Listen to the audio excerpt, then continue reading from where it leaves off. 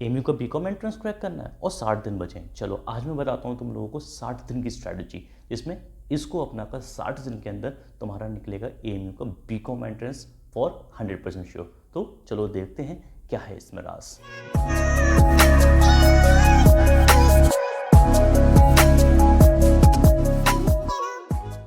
तो सबसे पहले आता है हमारा असेसमेंट, यानी कि एंट्रेंस की तैयारी शुरू करने से पहले पता होना चाहिए कि हमारा सिलेबस क्या है, पैटर्न क्या है और क्या क्वेश्चंस पूछे जाते हैं। क्योंकि जब तुम्हें पता नहीं होगा कि तुम्हारे एग्जाम में क्या पूछा जा रहा है, क्या सिलेबस है, तो नहीं पता होगा कि हमें क्या पढ़ना है और हमारे पास में डिफरेंट बहुत सारी बुक्स आ जाएंगी कि हम इसमें से पढ़ लें या इसमें से पढ़ लें। तो सबसे पहले पता करो और देखो क्या क्या आपका एग्ज़ाम पैटर्न है, क्या आपका सिलेबस है, तब जाके आपकी एक अच्छी तैयारी स्टार्ट हो पाएगी।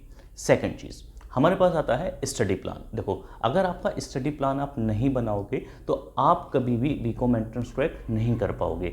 यहाँ आपको क्या करना है कि आप डिवाइड कर लो। जैसे हमारे पास में अकाउंटेंसी है, इकोनॉमिक्स है, बिजनेस है, स्टैटिस्टिक्स है, इंग्लिश, रीजनिंग और जीएस। इसमें से जो सब्जेक्ट आपका वीक है उसको आप ज़्यादा टाइम दो, ठीक है। जैसे बहुत सारे लोग बताते हैं स्टडी प्लान बना दो कि आपको 4 घंटे पढ़ना है और 3 घंटे तो आपको पढ़ना ही है। ऐसा नहीं है। जो सब्जेक्ट तुम्हारा वीक है उसको तुम ज़्यादा टाइम अलॉट करो। अगर लगता है कि अकाउंटेंसी मुझे वीक लग रही तो अकाउंटेंसी को थोड़ा टाइम ज़्यादा दो। इकोनॉमिक्स आपको लगता है कि वीक है तो इकोनॉमिक्स को हमें टाइम देना है। वहीं ऑन दी अदर हैंड अगर आपको लगता है कि बिजनेस आसान है तो वहाँ आपको ज़्यादा टाइम अलॉट नहीं करना है। तो बी स्मार्ट और अपना प्लान अपने बेसिस पे बनाओ कि कौन कौन से तुम्हारे की एरियाज़ हैं जो स्ट्रॉन्ग हैं, कौन से की एरियाज़ हैं जो तुम्हारे वीक हैं। तो पहले पता करो तुम्हारे वीक एरियाज़ को और स्ट्रॉन्ग एरियाज़ को, उसके बेसिस पे अपना एक प्लान तैयार। अब देखो नेक्स्ट चीज़ तुम्हारे पास में आ जाती है रिसोर्स गैदरिंग, यानी कि जब एंट्रेंस की तैयारी करनी है, पता चल चुका है कि सिलेबस में क्या आ रहा है, तो अब बहुत इंपॉर्टेंट चीज़ आती है कि उन रिसोर्सेज को इकट्ठा करो जहाँ से उन रिसोर्सेज से आपसे पूछा जाएगा। जैसे बहुत सारे कोचिंग इंस्टीट्यूट्स होंगे, ऑनलाइन चैनल्स होंगे जो आपको बताएंगे कि यहाँ से पढ़ लो, इस ऑथर को पढ़ लो, उस ऑथर को पढ़ लो। ऐसा नहीं है।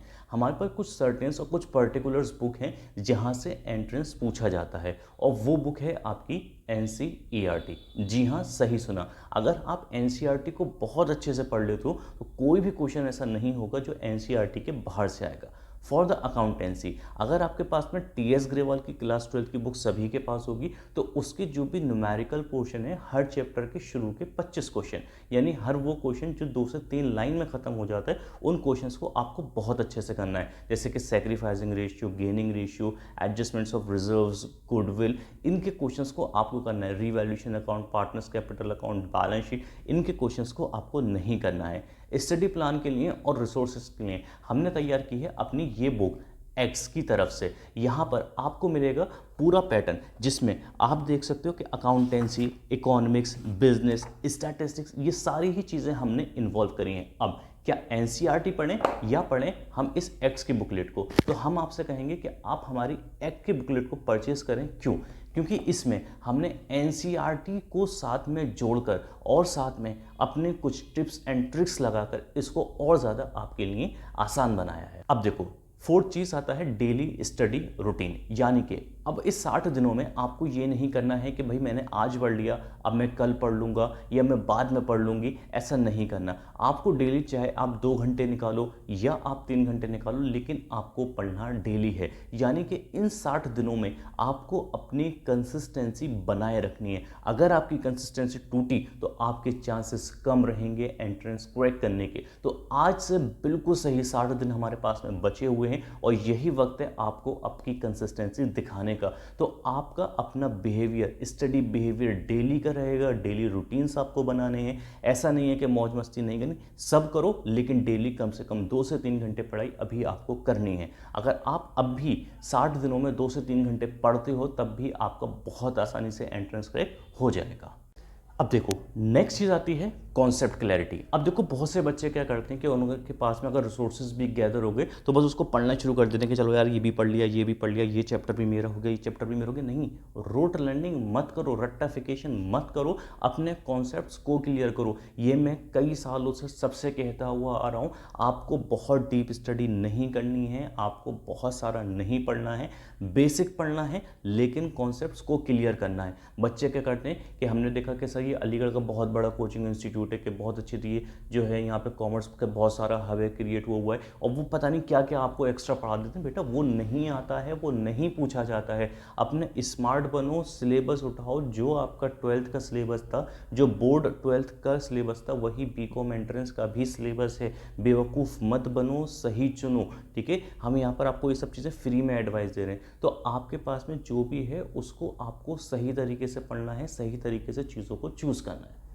अब नेक्स्ट चीज़, सीक हेल्प। सीक हेल्प यानी कि अगर आपको लगता है कि कहीं पर भी कोई भी दिक्कत आ रही है तो इधर उधर से ब्ला ब्ला जगह से मत पूछो, आप हमसे फ्री कांटेक्ट कर सकते हो, या आपके कोई भी मेंटोर्स हैं, आपके कोई भी टीचर्स हैं, कोई भी गाइड है, आपके सीनियर्स हैं, उनसे हेल्प लो, उनसे चीज़ों को समझो, कॉन्सेप्ट्स को समझो।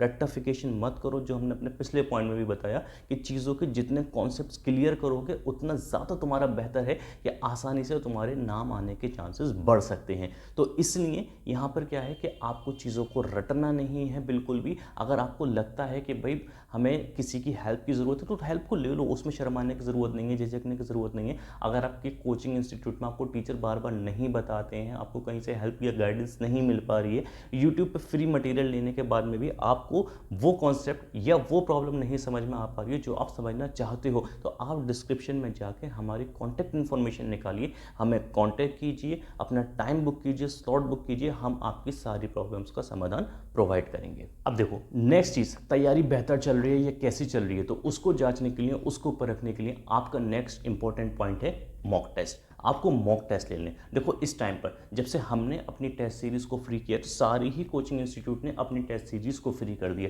तो आपको जो भी मॉक टेस्ट मिल रहे हैं सारे मॉक टेस्ट को दीजिए। मैं आपसे ये नहीं कह रहा कि आप हमारे मॉक टेस्ट को लीजिए, हम ही आपको सब कुछ प्रोवाइड कर रहे हैं। देखो मॉक टेस्ट हमारे फ्री करने से सब ने फ्री कर दिया है, तो आपको जहाँ से भी मॉक टेस्ट मिल रहे हैं मॉक टेस्ट को लीजिए। हमारे पास स्पेशलाइजेशन क्या है कि हम आपको 30 टेस्ट सीरीज़ प्रोवाइड करते हैं, जिसमें सब्जेक्ट का स्पेशलाइजेशन है, चैप्टर का स्पेशलाइजेशन है, लास्ट ईयर्स के PYQs इसमें हमने डाल रखे। मतलब जो क्वेश्चन आपको टेस्ट सीरीज सब प्रोवाइड करेंगे, लेकिन हमारी टेस्ट सीरीज में जो क्वेश्चंस मिलेंगे वो क्वेश्चंस आपको कहीं और नहीं मिलेंगे। तो जो भी आपको मॉक टेस्ट मिल रहे हैं मॉक टेस्ट को क्रैक कीजिए। हमारा पासिंग क्राइटेरिया, पासिंग परसेंटेज 70% रहता है, यानी कि अगर बच्चे ने हमारी टेस्ट सीरीज में 70% स्कोर कर लिया तो वो कहीं नहीं जाएगा। ऐसा नहीं हो सकता कि उसका नाम क्लियर ना आए। अगर आप हमारी टेस्ट सीरीज में 70% स्कोर करते हो तो आपका नाम हर हाल में आ जाएगा।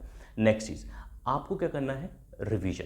देखो रिवीजन नहीं भूलना है, ये हमने अपनी लास्ट वीडियो में भी बताया था कि अगर आपका एक चैप्टर पूरा हो जाता है तो उसके बाद में आपको क्या करना है, आपको अपना दूसरा चैप्टर पढ़ना है। जब दूसरा चैप्टर आपका पूरा हो जाएगा तो पहला चैप्टर रिवाइज करो, फिर दूसरा चैप्टर पढ़ो, फिर तीसरा चैप्टर। जब तीसरा पूरा हो जाएगा तो फिर से पहला, फिर दूसरा, फिर तीसरा। इस तरीके से अगर आपके किसी सब्जेक्ट में 10 चैप्टर हैं तो उन 10 चैप्टर का 10 बार रिवीजन हो जाएगा।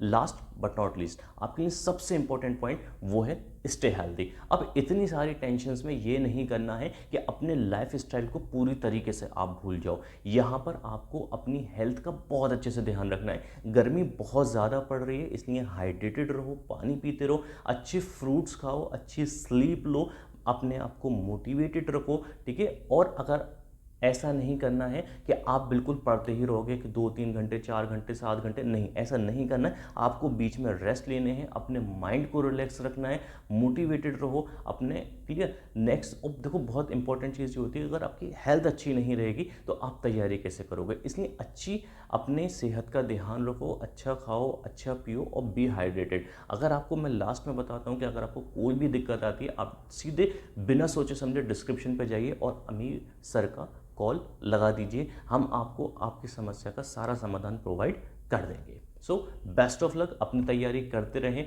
और फिर हम लेकर आएंगे आपके लिए कोई ऐसे ही इंफॉर्मेटिव वीडियो। Thank you.